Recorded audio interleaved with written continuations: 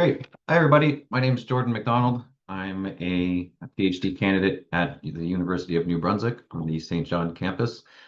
I'm also the statistical assistant for the St. John campus's Research Data Center.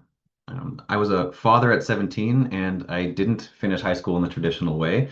Supports existed within my city, but most of them were geared towards teen moms. There's no programs explicitly for teen dads here, despite some research suggesting that teen dads are similarly disadvantaged. This made achieving an education, housing, income, and stability very hard. When I knew I wanted to go into research, I started digging into the research on teen parents and quickly noticed that it's similarly biased towards young moms with very little research on young dads. The current body of literature on teen parents, which is already quite scarce, is almost entirely focused on teen mothers. And while some research includes teen dads, most of this research doesn't do it intentionally. Rather, the research that includes teen dads often includes them because they fit the teen parent grouping and doesn't intend to look at them individually. A study in 2021 by Wright and colleagues did include teen dads and used Canadian data as well. They examined the likelihood of various life outcomes like education and income when someone was a teen parent compared to non-teen parents. And they found that fathers and mothers were similarly impacted by teen parenthood.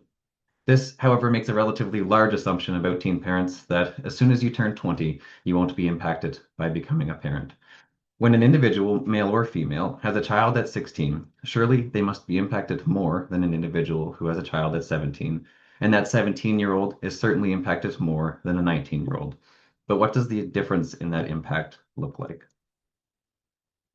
So clearly, the research to date has only meaningfully explored the impacts of teen parenthood on one sex. And the research that includes both has modeled teen parenthood in a very restrictive way. But what if we model it non-linearly? This is what led to my current research questions.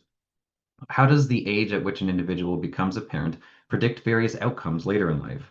I expected that those who had their first children at age 16 would be the most impacted, and that their predicted outcomes would rapidly improve year over year until around the mid-20s, where the impacts of becoming a parent would plateau.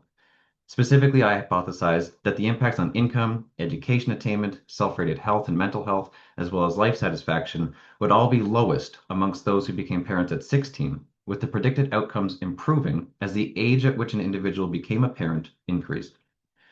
I anticipated this association plateauing around the mid-20s because that is generally where major education milestones have been completed and individuals have had time to settle into a job or career. So using the 2017 GSS, I used restricted cubic spline regression to model the relationship nonlinearly. I restricted the sample to Canadians aged 30 to 60 who have biological children and who answered all of the questions that were being used. The final unweighted sample size was just under 6,300 people. I controlled for current age to control for cohort effects, location, whether one was a visible minority, working status, number of children in the home currently, and gender. And the results were just as we expected. Those who had children at 16 had the poorest outcomes relative to those who had their first children at older ages. The associations with poor outcomes rapidly improves toward the mid to late 20s. And as you can see, the probability of not finishing high school is highest when individuals have children at age 16, with those education outcomes improving year over year until the mid 20s. The odds of post-secondary attainment are doubled by about the age 25.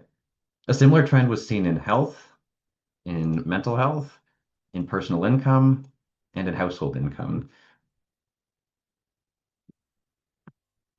Sorry, my screen's just glitching out here.